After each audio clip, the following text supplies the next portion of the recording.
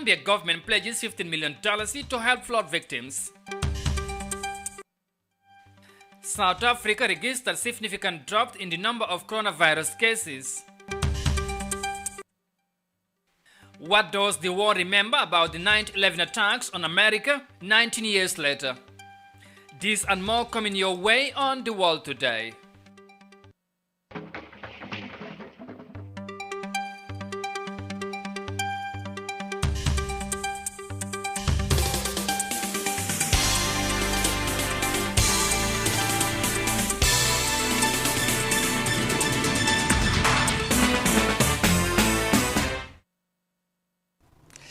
This is Africa TV. Many thanks for joining us. I am Amadou Kante, and now the news in detail.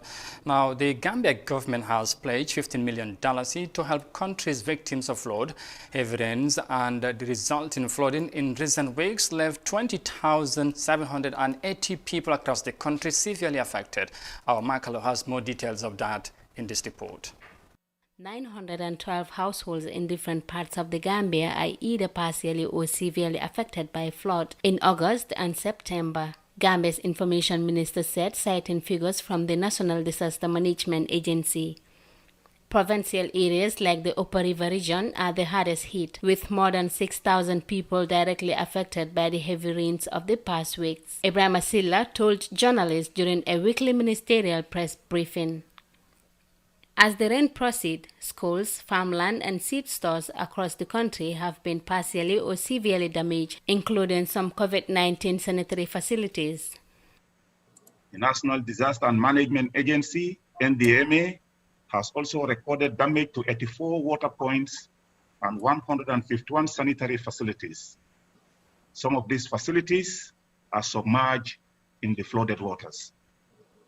The NDMA structures across the country, together with relevant partners, are currently collecting data on the impact of the climate hazards and man-induced disasters. The Gambia government revealed plans to help those affected by the floods by pledging $15 million to this cause, but it did not say how the money will be used. If this money were to be distributed in cash among the 20,708 people affected, each will get a little over $724 only, less than the price of a 50-kilogram bag of rice. The government of the Gambia, upon request from the National Disaster Management Agency, has pledged $15 million to conduct a rapid response to the disaster victims across the country. In the past weeks, several families across the Gambia have been devastated by heavy rains and windstorms, with some losing houses and rooftops, foods and other household properties to the floods, and others displaced. For iAfrica TV News, our Makalu. Gambia government to support flood victims in the country. And from that report, next we head to Tunisia because the detention of undocumented Tunisian migrants in Spain has left friends and families members frustrated and are calling their government to act. More than 800 migrants, including women and children, were detained in inhuman conditions, and which contravenes International Convention on Migration. According to Tunisian Forum for Economic and Social Rights, over 1,500 African migrants are detained. Here's more details of that in this report. The families of undocumented Tunisian migrants have denounced what they described as the Spanish authorities' forced detention of over 800 people, including women and children in inhuman conditions. Many parents assert that their children are at risk of infection with the coronavirus. The coronavirus has spread at the detention center. There are many infections while nobody has been hospitalized. The right to health care is not respected by Spanish authorities. There are no doctors or paramedics. This is illegal because undocumented migrants have rights according to international law. Relatives said some Tunisian migrants arrived legally in Spain from Morocco, but their passports were seized by Spanish authorities in Melilla. Refugees and asylum seekers have the right to temporary accommodation for 3 months before being released. They've been detained for more than 18 months. They're being treated as criminals. This is illegal. Our relatives are suffering and mistreated. Water and hygiene are not available at the detention center in Melilla, Spain, while coronavirus is everywhere. This is contrary to the recommendations of the World Health Organization. The Tunisian Forum for Economic and Social Rights has been supporting migrants and their families. The forum said over 1,500 African migrants are currently held in the Melilla Center, including 800 Tunisians. The Spanish authorities want to force Tunisia to sign a convention on the forced repatriation of migrants, which annually carries out the forced repatriation of thousands of irregular Tunisian migrants. Now 80 Tunisians are in prison for demanding their rights at this dangerous and overcrowded Spanish facility. The forum said that the migrants are accommodated in disastrous conditions and suffer from discrimination and abuse. At least 30 children are among the Tunisian undocumented migrants. Their families, as well as human rights activists, are calling on the Spanish authorities to respect international conventions on migration. And from that report there in Tunisia, we come back home because in order to help ease the burden of the COVID-19 pandemic on businesses, the Gambia Revenue Authorities, in consultation with the Ministry of Finance, is providing tax relief for businesses. The 6-point package includes an extension of tax return filing and payment deadlines and the suspension of penalty and interest charges for delayed filing and payments.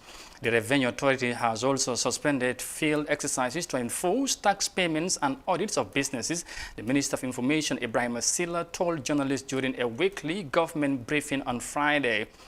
There will be a 20% reduction of acceptable values on importing food items and hygiene products, and the granting of duty payment deferrals on fuel sales to oil marketing companies that invested in jet flight supply and were affected by the abrupt closure of the airspace.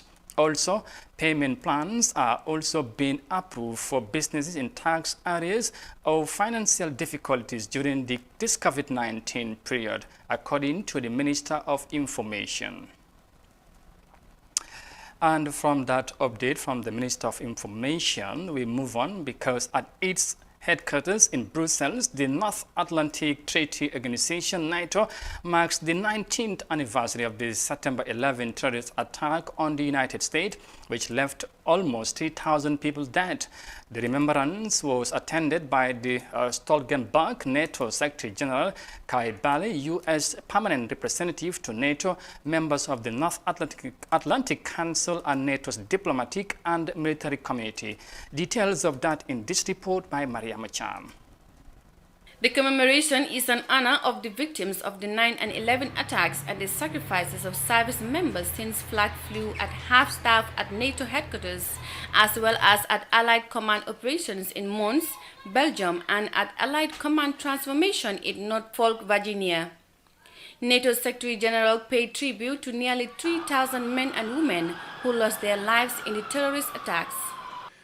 We remember the suffering and the loss, the bravery of those who put their life on the line to save others, and the solidarity that emerged from the wreckage.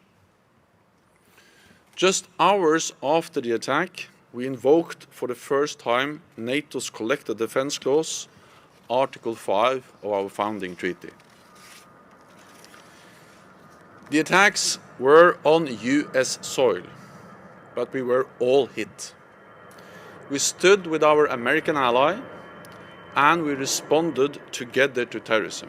Mr. Stoltenberg adds that NATO went into Afghanistan after the attacks to ensure that the country could never again become a safe haven for the terrorists. The Secretary General also said that as part of the Afghan peace process, NATO is adjusting its military presence on the ground while at the same time continuing its training mission.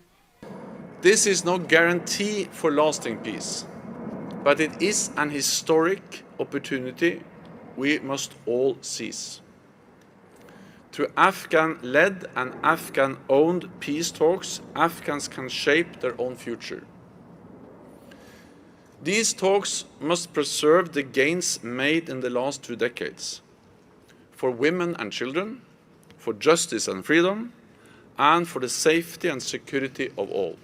The event ended with a moment of silence at 8:46, the exact minute of the first attack on the North Tower of the World Trade Center in New York 19 years ago. The September 11 attacks, often referred to as 9/11, were a series of 4 coordinated terrorist attacks by the Islamist terrorist group Al-Qaeda against the United States on the morning of Tuesday, September 11, 2001. The attacks resulted in 2,977 fatalities, over 25,000 injuries, and substantial long-term health consequences, in addition to at least $10 billion in infrastructure and property damage. 9/11 is the single deadliest terrorist attack in human history and the single deadliest incident for firefighters and law enforcement officers in the history of the United States, with 343 and 72 killed, respectively. iAfrica News, I am Mariama Cham. NATO remembers September 11 attacks on the United States some 19 years ago. And from that report, we will now take a break and come back shortly with the remaining of the story. Stay with us, we'll be right back.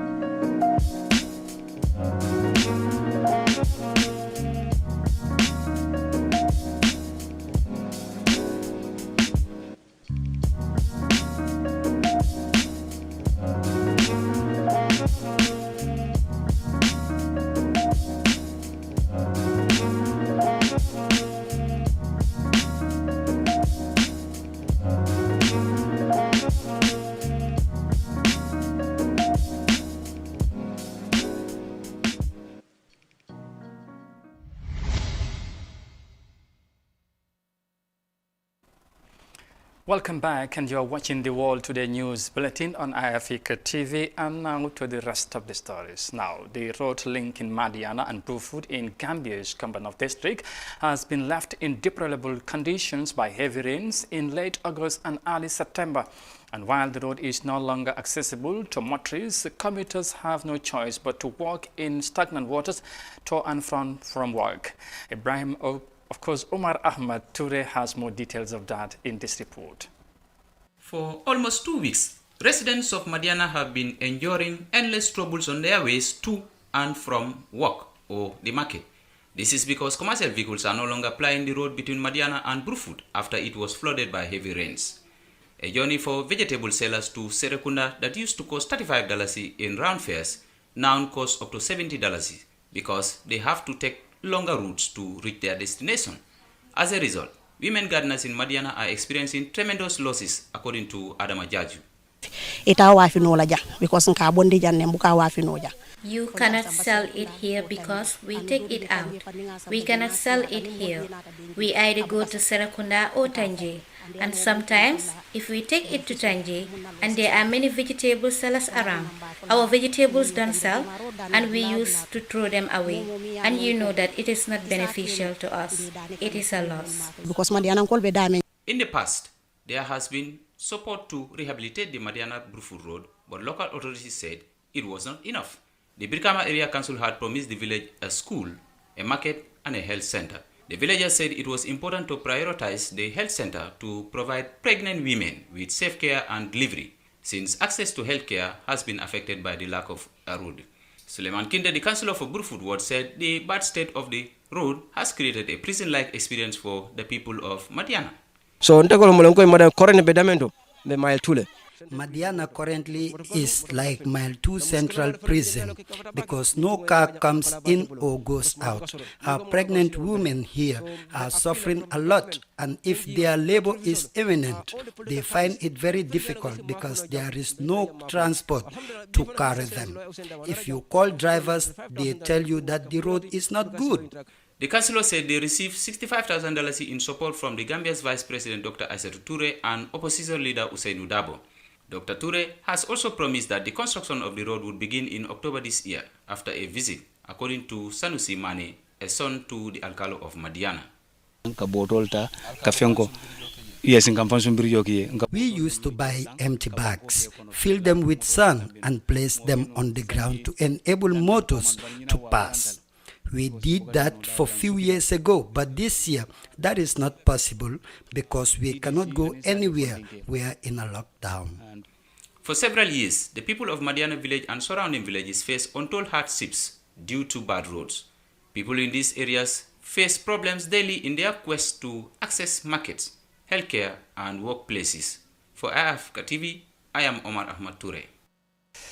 The road linking Madiana and Brufut, they are destroyed by floods, and of course the villagers are calling for help from the authorities. And from that report there, next we head to South Africa, because South Africa is witnessing a significant decline of the number of coronavirus cases after months of struggle to contain its spread. The Rainbow Nation is the 8th most affected country in the world, with more than 15,000 fatalities reported. While vaccine trials are taking place both at local and international levels to find a lasting solution to the pandemic. Here's more details of that in this report. South Africa's latest gross domestic product figures revealed just how severely the economy was impacted by COVID-19 during April and June this year. The president instituted a hard lockdown on the 27th of March, closing off all borders and economic activity. This was a really, really big decline, the biggest decline ever recorded for South Africa. And certainly also, I think it's going to take us years to catch up on this. It's probably, we're looking at a period of 4 or 5 years to get back to levels we were in 2019. 9 out of the 10 sectors of the economy declined sharply. Agriculture was the only sector that showed growth. Manufacturing posted the biggest loss of 74.9%, followed by trade, catering and accommodation that was down 67.6%. No surprise as all movement and tourism ground to a halt. South Africans at least were fed during the lockdown. So we've seen growth in the agricultural sector because that's the mainstay of food security. So that has shown very positive growth in the process. But also what we've seen is how the labor-intensive sectors have been negatively impacted on. Both mining and quarrying and manufacturing spectacularly dived because of the lockdown. Economists expect a slight recovery in the third quarter, but that may be muted with increasing power shortages and deepening unemployment. 30% of all adults are officially unemployed, and the broader unemployment number is nearer 40%. We are losing jobs, we know that. It is really a concern, I think, that we have. We have to be very careful how we handle economic policy from now on, and we're going to have to be much more market aware and business aware than we've ever been in our lives before. Women have been the most affected by the lockdown. Specifically, women have lost their jobs, impacting negatively on various households. Some of the households going to bed without food.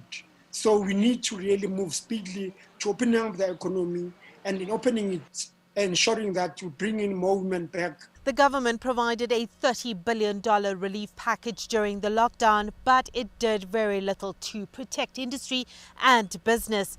Experts say it will take a few years before we see any real recovery in this economy.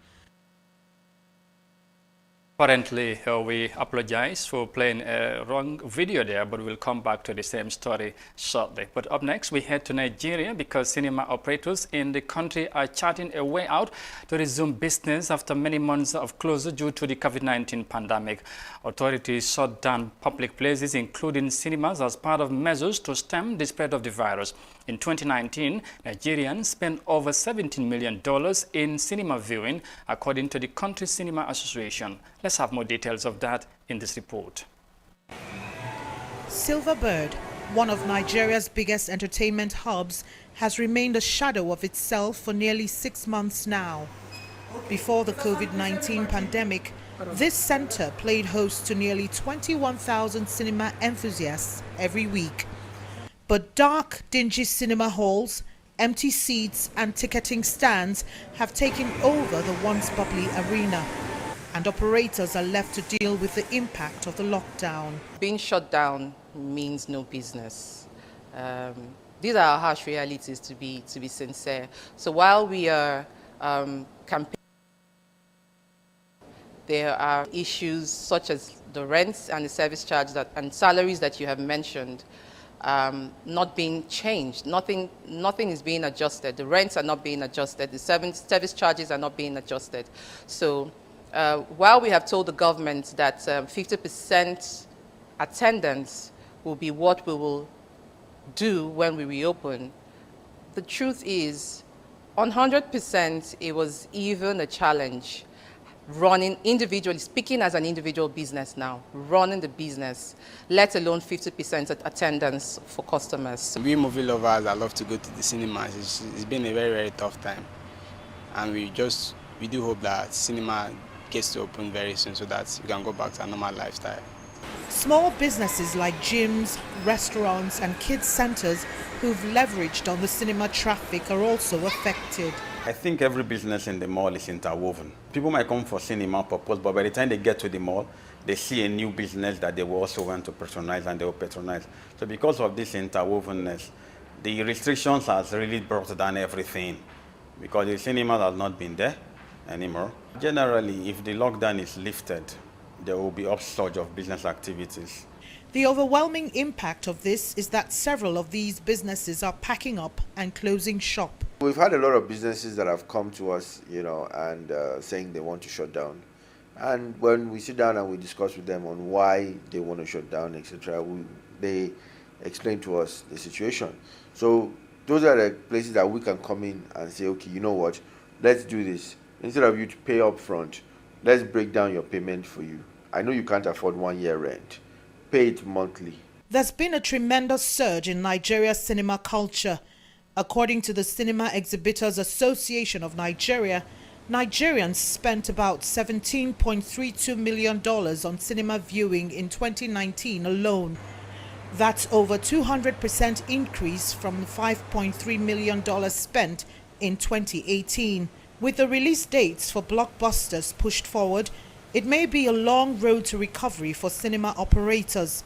However, key players remain optimistic that as government launches the economy, activities would gradually return to normal.